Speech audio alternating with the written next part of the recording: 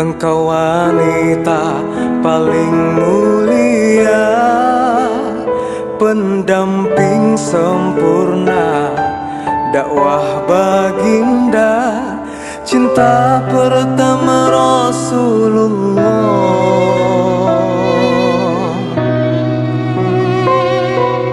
Sungguh indah akhlakmu, engkaulah istri paling setia. Saat semuanya ingkar, engkau berikrar, penyejuk hati Rasulullah. Khadijah, namamu selalu ada di hati Rasulullah. Cintamu terukir indah di surga.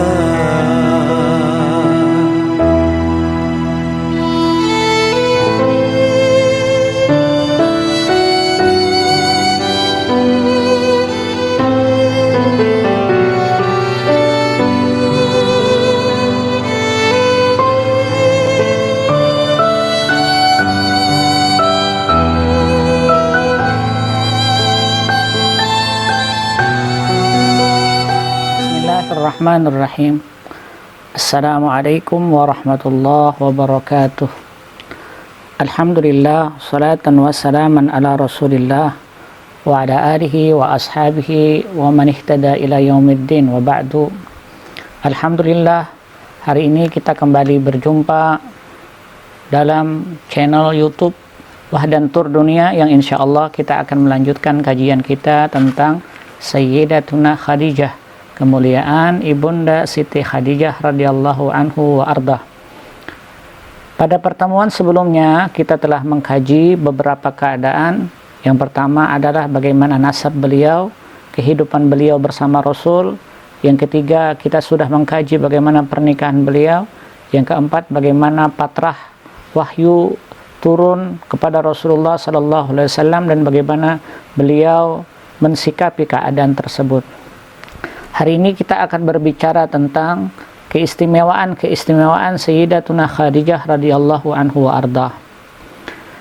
Di dalam kitab yang kita kaji pada pertemuan pertama sampai hari ini, Al-Imam Al-Alawi, Muhammad bin Alawi mengatakan bahwa wa qad ikhtasallahu hadhil jawharatul masunah wa durratul maknunah bimazaya adidah.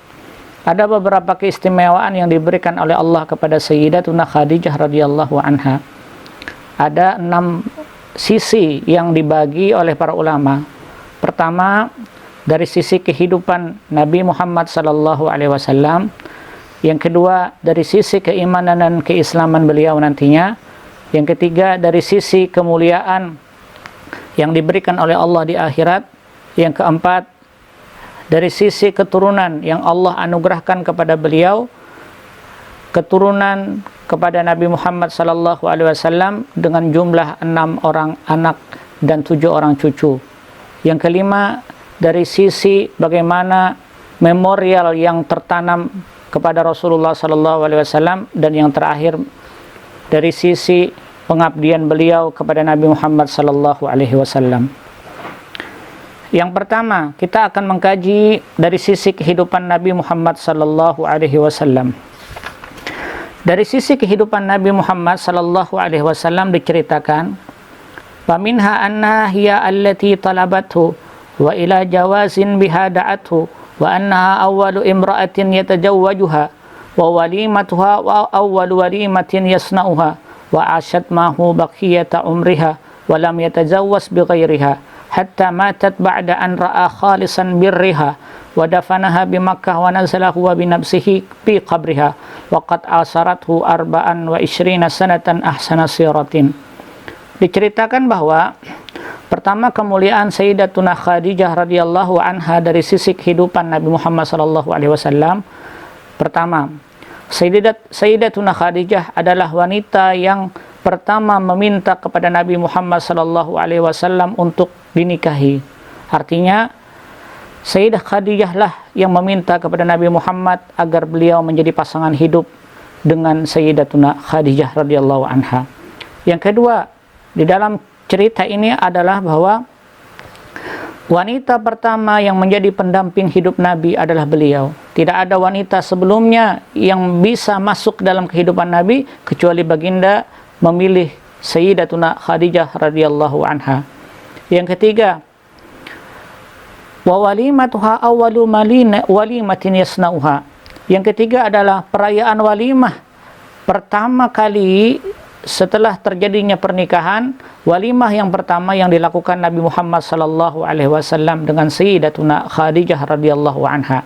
Yang keempat, Nabi Muhammad sallallahu alaihi wasallam senantiasa mendampingi beliau selama 24 tahun. Sayyidatuna Khadijah tidak pernah hilang daripada keadaannya. Hanya wanita yang didampingi oleh Nabi Muhammad sallallahu alaihi wasallam yang satu-satunya adalah Sayyidatuna Khadijah. Beliau berkeluarga kepada Nabi, bersama Nabi selama 24 tahun sampai akhirnya beliau menutup di samping baginda Nabi Muhammad sallallahu alaihi wasallam. Yang kelima, Sayyidatuna Khadijah adalah wanita yang dirasakan oleh Nabi Muhammad baktinya, baik sebagai seorang istri dan perjuangannya di dalam dakwah membawa kalimat tauhid, kalimat la ilaha illallah Muhammadur Rasulullah sallallahu alaihi wasallam. Inilah keistimewaan Sayyidatuna Khadijah dari sisi kehidupan dengan Nabi Muhammad sallallahu alaihi wasallam. Yang kedua, dari sisi keimanan dan keyakinan atau dari sisi keimanan dan keislaman, bahwasanya wa min khasa'is allati nalat biha a'lal maratib asy-syaraf wal kamal annaha awwalu man amana bihi min nisa'i war rijal. Diceritakan adalah dari sisi keimanan dan keislaman, Sayyidatuna Khadijah adalah orang yang pertama beriman dengan Nabi Muhammad di muka bumi ini. Tidak ada satu orang pun yang melafazkan kalimat tauhid, kalimat syahadat di hadapan Nabi kecuali Sayyidatuna Khadijah setelah turun wahyu kepada baginda sallallahu alaihi wasallam. Maka Sayyidatuna Khadijah adalah orang yang pertama beriman dengan Nabi Muhammad sallallahu alaihi wasallam. Yang kedua, wa a'anathu wa thabatathu wa khaffafa Allahu bisababi imaniha 'anin nabiy sallallahu alaihi wasallam. Yang kedua adalah wanita yang pertama beriman dengan Nabi Muhammad. Sayyidatuna Khadijah bukan hanya orang yang pertama beriman, tapi dia juga wanita pertama beriman dari sisi wanita kepada Rasulullah sallallahu alaihi wasallam.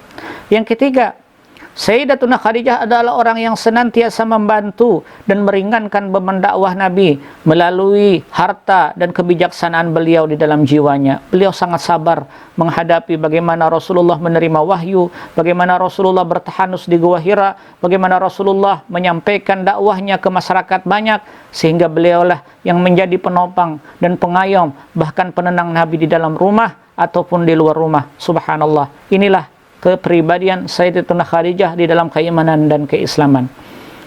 Kemudian yang keempat, waqad sabata anha radhiyallahu anha sallat ma'ahu alaihi salatu wassalam wa tasharrafat bimanqabihi alwudu wa istiqbalul baitil haram. Yang keempat, dari sisi keimanan dan keislaman, Sayyidatuna Khadijah adalah wanita pertama yang diajarkan syariat salat dan wudu oleh Nabi Muhammad sallallahu alaihi wasallam. Diceritakan, wa kana Jibril qad 'allaman nabi tilka salat. Sungguh Jibril telah mengajarkan kepada Rasulullah salat pada masa itu. Wa qabla an tufradal khamsu salawatul lailatan al munajat. Sebelum Allah tetapkan 5 waktu salat di malam Isra dan Mi'raj. Wa kana yusalli salataini marratan fil 'ashiyyati wa marratan fil ghadat. Rasulullah salat di pagi hari dan di petang hari. Selama sehari beliau melaksanakan salat 2 kali dengan perilaku salat sebagaimana kita mengerjakan salat. Jadi pekerjaan salat sudah ada sebelum Isra dan Mi'raj, tapi Isra Mi'raj adalah ketetapan 5 waktu salat. Wa qad ruya an Yahya bin Afif annahu qala, diceritakan oleh Yahya bin Afif, yaitu zaman al-jahiliyah, pada masa zaman jahiliyah di kota Mekah. Pada masa itu, falamma tala'ati syamsu, ketika matahari mulai terbit, kharaja rajulun min khaba'in qaribi minna, tiba-tiba datang seorang laki-laki yang tidak jauh dari kami. fastaqbalal Ka'bah, kemudian menghadap ke Ka'bah, wa qama yusalli, dia salat. Falam yalbas hatta ja'a gulamun, tidak berapa lama datanglah seorang anak kecil di samping kanannya, an yaminihi. Falam yalbas hatta ja'at imra'atun, tidak berapa lama datanglah seorang perempuan, faqamat khalfaha, lalu berada di belakang beliau. Anak kecil di sebelah kanan, kemudian perempuan di belakang beliau.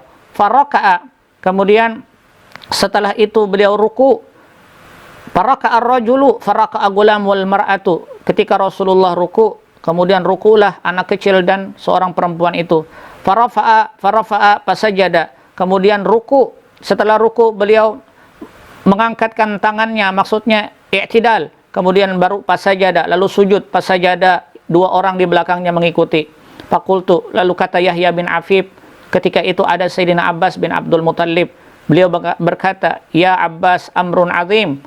Kata Yahya bin Afif, ini satu perkara yang aneh, tapi agung kelihatannya. Faqala amrun azim, memang perkara yang amat agung, kata Sayyidina Abbas. Atadri man hada? Kata Sayyidina Abbas kepada Yahya bin Afif, tahukah kamu siapa orang ini? Faqultu la, aku mengatakan tidak. Faqala hada Muhammad, laki-laki yang di depan itu namanya Muhammad bin Abdullah, anak dari Abdullah saudaraku. Atadri minal gulam, apakah kamu tahu siapa yang di sebelah kanannya anak kecil tadi? Faqultu la, kata Yahya bin Afif, saya tidak mengetahuinya. Qala hada Ali bin Abi Thalib, yang di samping kanan itu adalah Ali bin Abi Thalib. Atadri man hadhihi imra'atu, apakah kamu tahu siapa perempuan yang ada di belakangnya? Faqultu la, aku mengatakan aku tidak tahu. Faqala hadhihi Khadijatu binti Khuwailin jauzatu ibnu akhi, yang di belakangnya itu adalah istrinya yang bernama Khadijah binti Khuwailid. Hada haddatsani anna rabbaka rabbus samawati wal ardi amarahum bihadzal ladzi tarahum. Muhammad bercerita kepadaku, kata Sayyidina Abbas, ini adalah perkara agung yang Allah, Tuhan semesta alam, langit dan bumi mengajarkan kepada kami, mengajarkan kepadanya pada masa itu. Wa ayyumallahi ma a'lamu ala dhahril ardi kulliha ahadan ala hadzal din ghaira haula'i tsalatsah. Tidak ada orang yang menganut agama yang telah diturunkan oleh Allah di muka bumi ini kecuali mereka tiga orang ini. Faqala al-Afifur rawi, lalu Yahya bin Afif mengatakan pada masa itu, ketika menyampaikan hadis ini ke halayak banyak, padahal ini terjadi sudah pada masa jahiliyah, setelah beliau mengatakan cerita hadis ini, lalu beliau mengatakan, falaitani kuntu amantu yauma idzin fakuntu akunu rabian. Andai kata aku beriman pada masa itu setelah aku mengetahui keadaan ini, maka aku adalah orang yang keempat setelah itu beriman kepada Nabi Muhammad, kepada Allah Subhanahu wa taala, yang menjadi seorang muslim di muka bumi ini. Tapi sayangnya pada masa itu belum terbuka keimanan di hadapan Allah Subhanahu wa taala. Inilah yang disebut dengan sisi kemuliaan Sayyidatuna Khadijah ditinjau dari sisi keimanan dan keislaman beliau. Yang pertama, beliau adalah orang yang pertama beriman kepada Allah. Yang kedua, beliau adalah wanita yang pertama beriman kepada Allah dan Rasulnya. Yang ketiga adalah orang yang senantiasa membantu dan meringankan beban dakwah Nabi baik di luar ataupun di dalam dengan melalui harta dan kebijaksanaannya. Yang keempat adalah Sayyidatuna Khadijah adalah wanita pertama yang diajarkan syariat, salat dan wudu oleh Nabi Muhammad SAW melalui perantara Jibril. Kemudian dari sisi kemuliaan beliau di akhirat, subhanallah, banyak hadis yang bercerita tentang kemuliaan baginda, kemuliaan Sayyidatuna Khadijah yang dipaparkan oleh baginda Rasulullah SAW. Diceritakan bahwa yang pertama, Sayyidatuna Khadijah adalah wanita yang termulia bersama Nabi Muhammad SAW. Nabi mengatakan, wa annaha afdalun nisa'il mustafa bitamam wa ja'a fi hadisin an sayyidinil adam.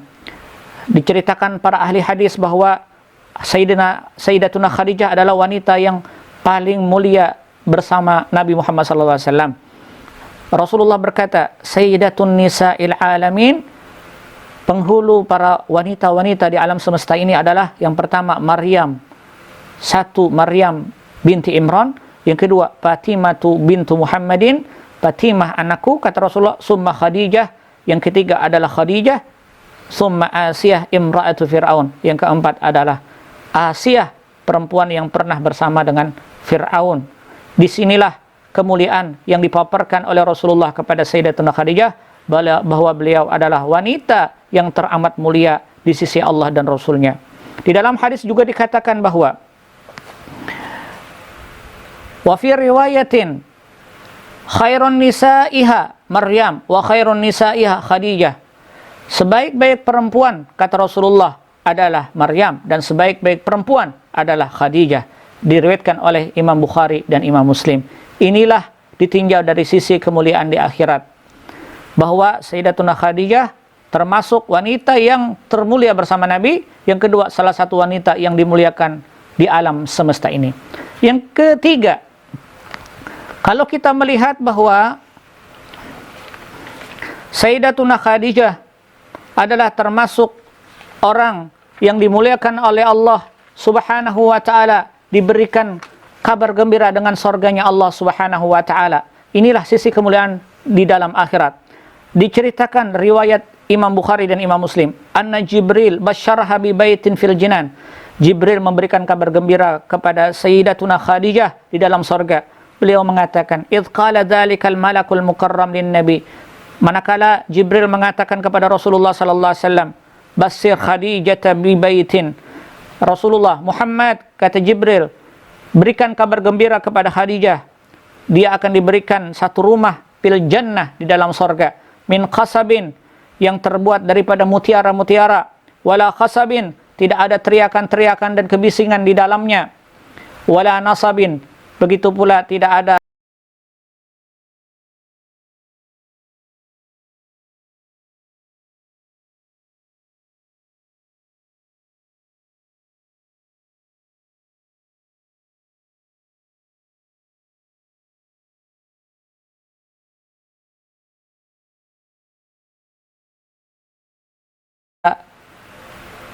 keletihan untuk mencapainya. Sayyidatuna Khadijah dimuliakan dengan sorga, sebuah rumah di dalam sorganya Allah Subhanahu wa ta'ala.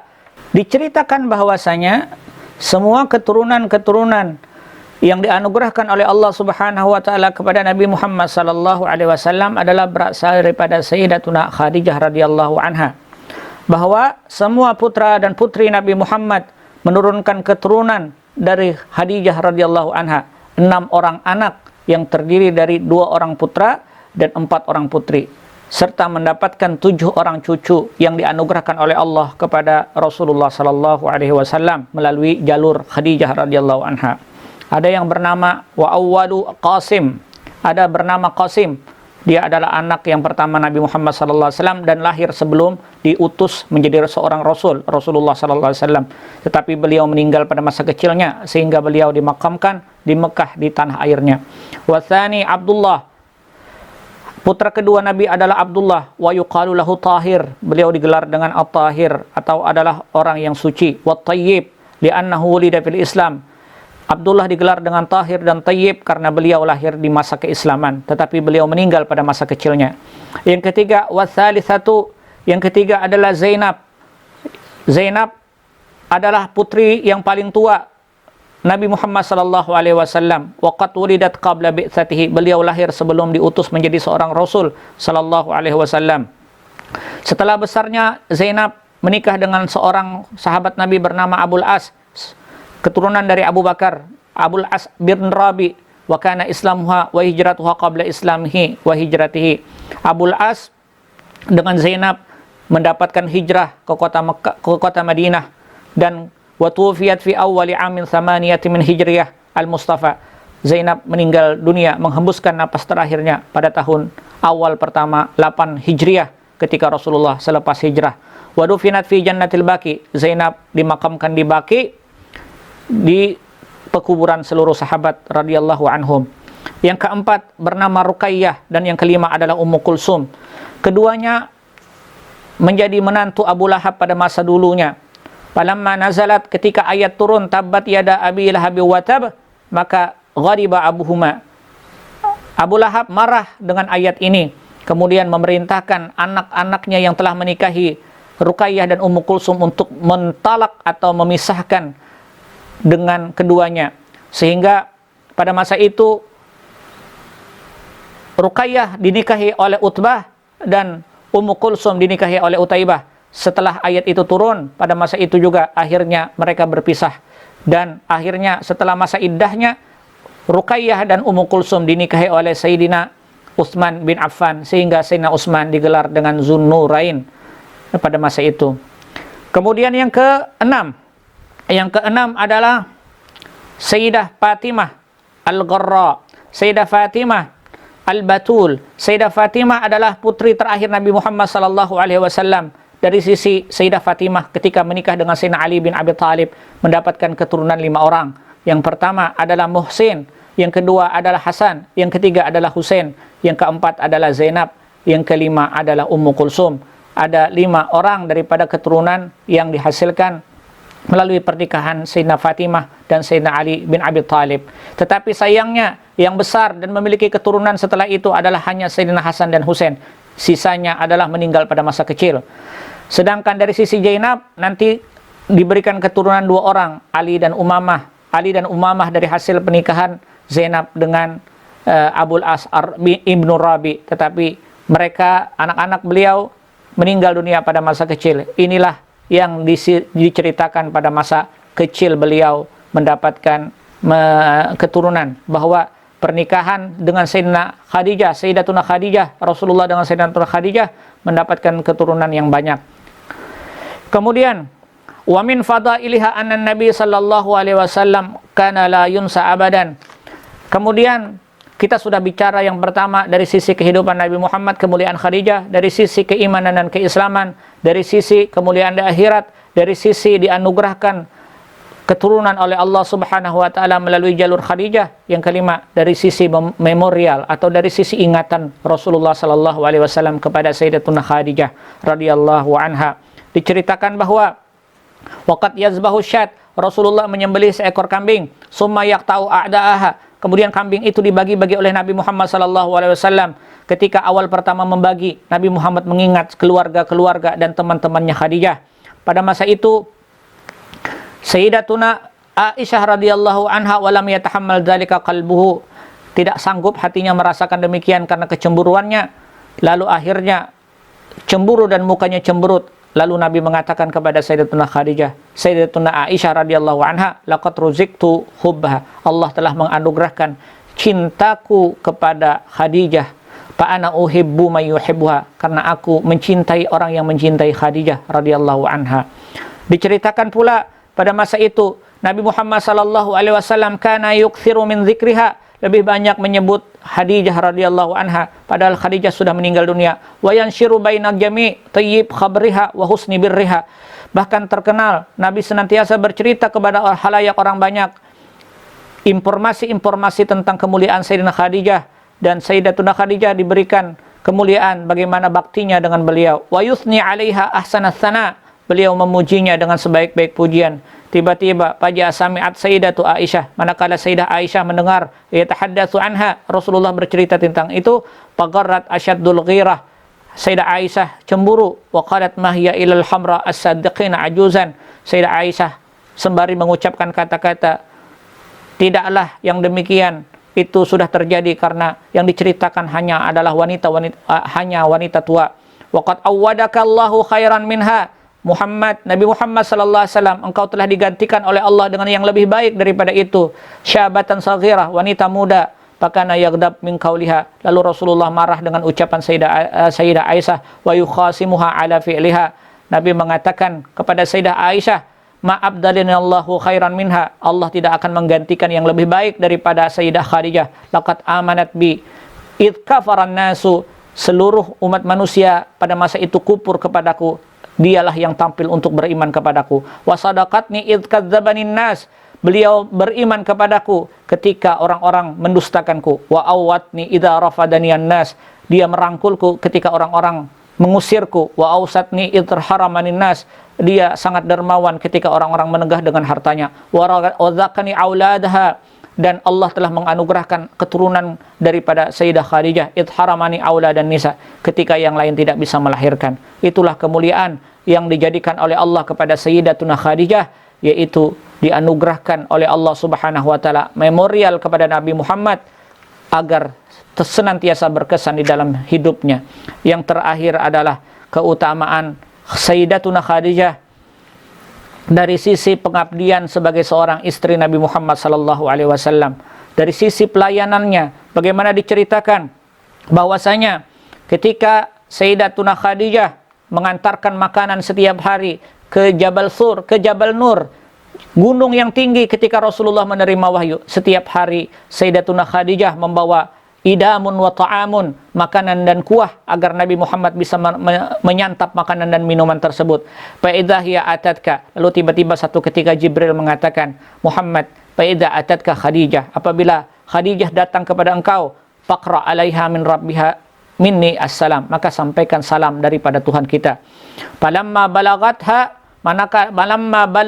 manakala Rasulullah menyampaikan kepada Sayyidatuna Khadijah tentang salamnya Allah kepada beliau, beliau mengatakan, Allahus salam, Allah yang maha salam, wa minhus salam, darinya kedamaian, wa ala Jibril assalam, dan kepada Jibril lah kedamaian. Wa qad sabata dzalika an syaikhan, bagaimana cerita di dalam hadis-hadis yang diriwayatkan oleh Imam Bukhari dan Imam Muslim.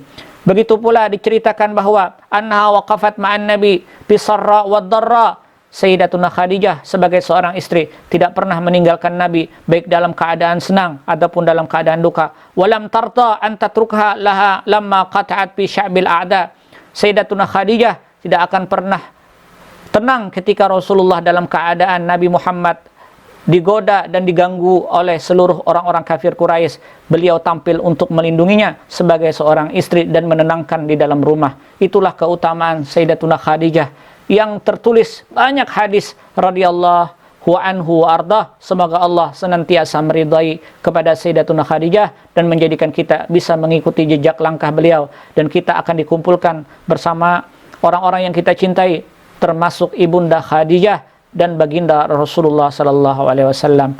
Disinilah apa yang kita bisa sampaikan daripada keistimewaan dan keutamaan Sayyidatuna Khadijah. Insyaallah kita akan berbicara tentang banyak lagi tentang Sayyidatuna Khadijah pada pertemuan terakhir nantinya, berbicara tentang wafatnya Sayyidatuna Khadijah di samping baginda Rasulullah sallallahu alaihi wasallam. Hadanallahu wa iyyakum ajmain. Aqulu qauli hadza, mohon maaf. Terima kasih atas segala perhatian. Mudah-mudahan Allah senantiasa memberikan kita petunjuk dan melindungi kita. Aqulu qauli hadza wallahu muwaffiq ila aqwamit thariq. Assalamualaikum warahmatullahi wabarakatuh. 8 tahun